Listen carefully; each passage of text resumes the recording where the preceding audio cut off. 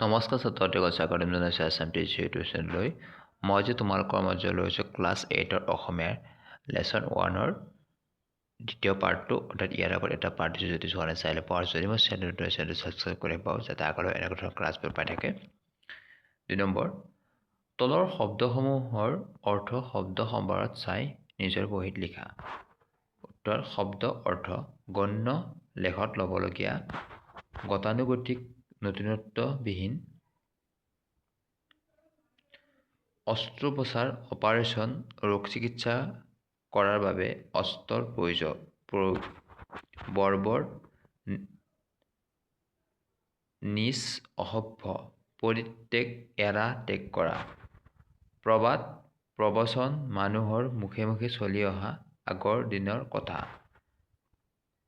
অধিকৃত আইনৰ সহায়েৰে দখল কৰা থিৰাং মানে নিশ্চিত উৎসৰ্গা দান কৰা বাৰম্বাৰ মানে জাক জমকতা প্ৰত্যাশিত আশা কৰা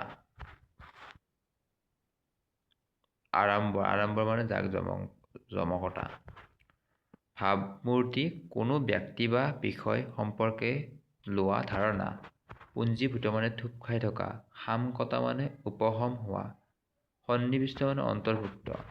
3 নম্বৰ, কিটি কোন এন ফ্ৰাংকে কিটিক বন্ধু হিচাপে কিয় গণ্য কৰিছিল বুজাই লিখা। উত্তৰ, কিটি হৈছে এন ফ্ৰাংকৰ ডায়েৰীখনৰ নাম। এন ফ্ৰাংকে তেওঁৰ জীৱনত এজন প্ৰকৃত বন্ধুৰ অভাৱ অনুভৱ কৰিছিল। তেওঁৰ বহুতো লগৰীয়া আছিল যদিও হিয়া উজাৰি ভাৱৰ আদান প্ৰদান কৰিবলৈ এজন বন্ধু নাছিল। সেয়েহে তেওঁ মনৰ কথাবোৰ ডায়েৰীখনত লিপিবদ্ধ কৰিছিল আৰু ডায়েৰীখনকে প্ৰকৃত বন্ধু বুলি গণ্য কৰি নাম ৰাখিছিল কিটি। এনেদৰে তেওঁ চুটি জীৱনকালত কিটি নামৰ কাল্পনিক বন্ধুগৰাকীলৈ সম্বোধন কৰি ডায়েৰীৰ পাততে হিয়া উজাৰি মনৰ কথা প্ৰকাশ কৰি থৈ গৈছে।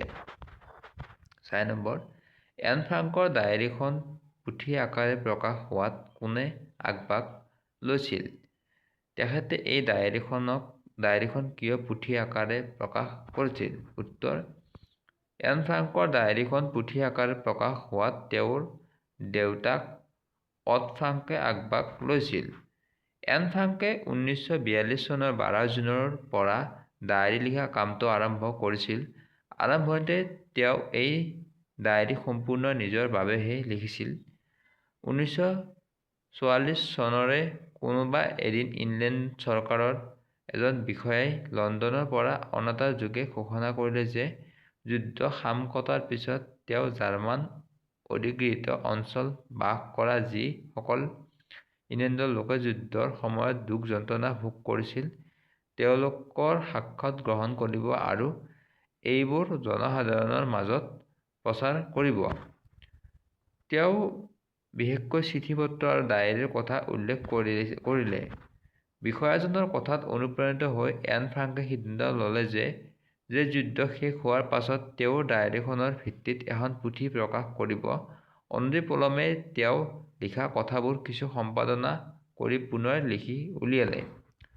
এনেদৰে এন ফ্ৰাংকে 1944 চনৰ 1 আগষ্টলৈ ডায়েৰী লিখে আৰু 4 আগষ্ট তাৰিখে এন আৰু তেওঁৰ পৰিয়ালৰ সদস্যসকলক লুকাই থকা স্থানৰ পৰা নাজী বাহিনীৰ লোকে আটক কৰি নিয়ে। নাজী বাহিনীৰ হাতত ধৰা পৰাৰ পাছত বন্দী হোৱাত অনাহাৰ অনিদ্ৰা আৰু অস্বাস্থ্যকৰ পৰিৱেশত মাক বাপেক আৰু এনৰ মৃত্যু হৈছিল। একমাত্ৰ দেউতাকেই নাজী বাহিনীৰ কবলৰ পৰা জীৱিত ৰূপত বাচি আহিছিল। যুদ্ধ সাম কটাৰ পাছত তেখেতে জীয়েকৰ এই দিনলিখাখন পৰিত্যক্ত অৱস্থাত উদ্ধাৰ কৰে আৰু সম্পাদনা কৰি পুথি আকাৰে প্ৰকাশ কৰে।